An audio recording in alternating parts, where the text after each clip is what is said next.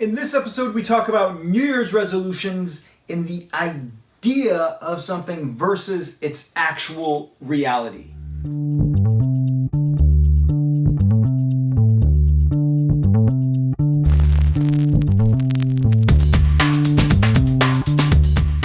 Welcome. I am Darin with PersingerGroup.com, and if you are getting started with your home search online, head over to PersingerGroup.com where you're going to find more local area listings than you will even on Zillow.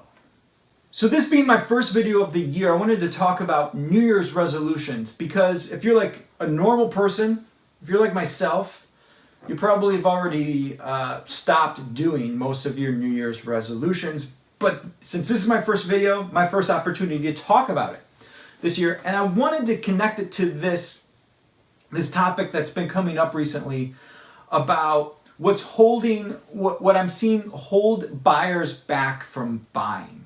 So they're not really buyers, they're lookers, they're wishers, they're wanters, but they're not buying, so we can't call them buyers yet.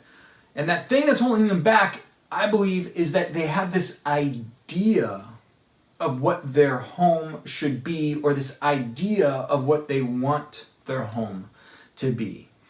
And that is, they want their home, they have this idea that their home will be on acreage, or an idea that their home is up in the mountains, or their idea that there's a beautiful little pond on it, or an idea that they're going to buy a fixer-upper and every weekend they're going to rehab it and bring it back to life. And that's a beautiful idea. But what I think you need to look at is, if you're looking at something like that, an idea of something, are you looking at what the reality is of taking that idea, what it will take to make that idea happen? I look at an idea that I have, I love the idea of climbing Mount Everest. Am I ever going to do it? Probably not. The reality is, and when I look at the reality of the amount of training I'd have to do, the amount of time I'd have to commit, the amount of money I'd have to commit, the amount of resources I'd have to have, and then I think about, if I think about being there at base camp and getting ready to go up the mountain, sure, the idea of being at the peak, at the tallest place in the world, I get excited about that idea, but then I think about like how cold it would be and all the work it took to get there. The reality is, I'm more in love with the idea than I am of the reality of doing it.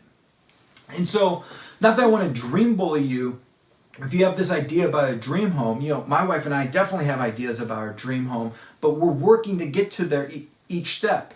Every few years, we're buying the next house that we're moving into, that we're moving up to. Every home is kind of a stepping stone to that dream home, that idea. We're not looking to be like one and done, like wait until we find that perfect home.